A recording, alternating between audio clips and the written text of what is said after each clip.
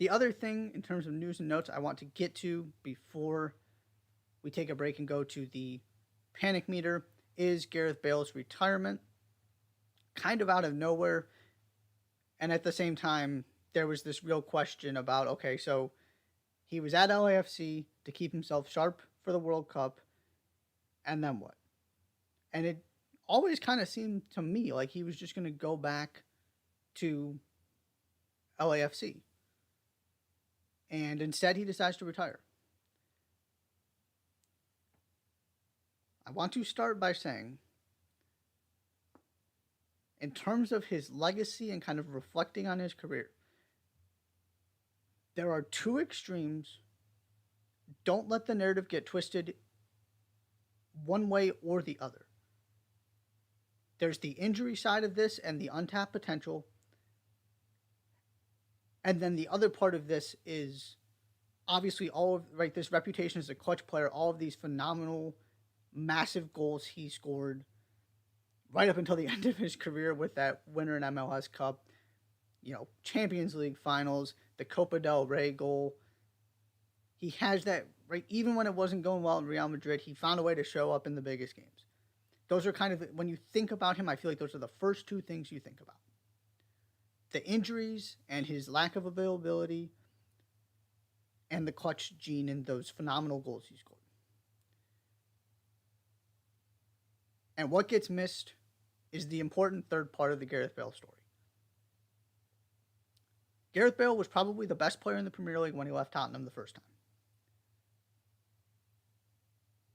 He played 10 more games, averaged 0.19 more goals per 90 minutes, and 0.13 more assists per 90 minutes in La Liga than he did in the Premier League.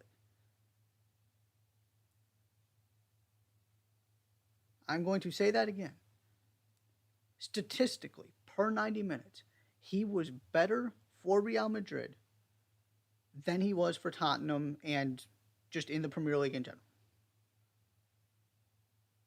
Did you know that? Because the way we talk about Gareth Bale, you wouldn't. And yes, part of this story is the injuries, the fact that there was plenty of drama at Real Madrid. He didn't help his cause. The fans really got on him. He didn't play as much as everybody would have wanted him to. But in no way, shape, or form was that transfer a bust, the way we use that word today. He had some, and it's not just because he won all these trophies. He had some incredibly successful seasons at Real Madrid. And then it kind of fell apart. And then he went back and did some really good things for Tottenham. A short period. But he produced there too. And so the other part of this is the fact that, I think he's 33. And he's decided to hang it up at the age of 33. At the same time where Karim Benzema is playing like one of the best players in the world in his mid-30s, Lewandowski, same thing, what Leo Messi just did, what Luka Modric continues to do, you go down the list. There are plenty of players at the age of 33 where there was so much more that they had to offer, and they are having some of the best seasons and best moments of their careers after the point where Gareth Bale is retiring here. The difference between all of those players and Gareth Bale is that it doesn't look like Gareth Bale left anything on the table.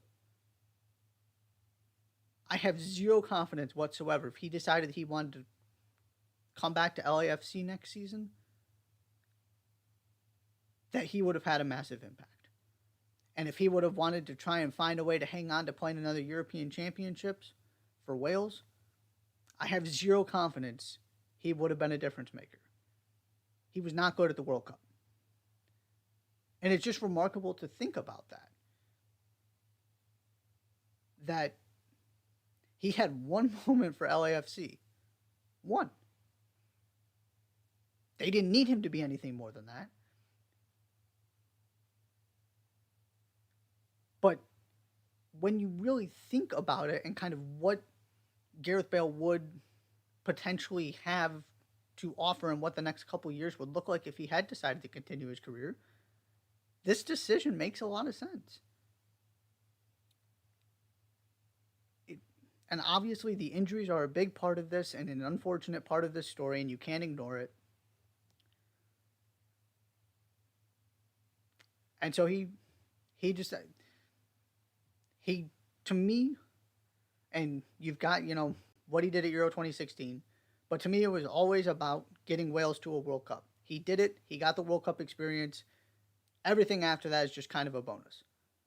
And so this did kind of come out of nowhere, but immediately when I saw it and kind of processed the information, I wasn't too surprised. And so when we think back on Gareth Bale's career, don't just think about the injuries and the darker times, the disappointing times at Real Madrid. Also remember how phenomenal he was at times for that club in particular, because that gets lost. And don't just think about this idea that he shows up a couple games every season and comes with these big goals. Because while both of those things are true, there's also that middle ground where he was an awfully, awfully, awfully, awfully good player. One of the best players in the world. Before he got to Real Madrid, while he was at Real Madrid. It didn't last all that long. But like almost everything in sports, the legacy is gray. It's not black and white. It's not one thing, it's not the other. It's a combination of all these pieces, which makes him so fascinating and his legacy so fascinating. Because you can spin it a couple ways that I've just laid out why they're inaccurate. But that's kind of the reputation he has because those are part of his story. It's just not the entire story.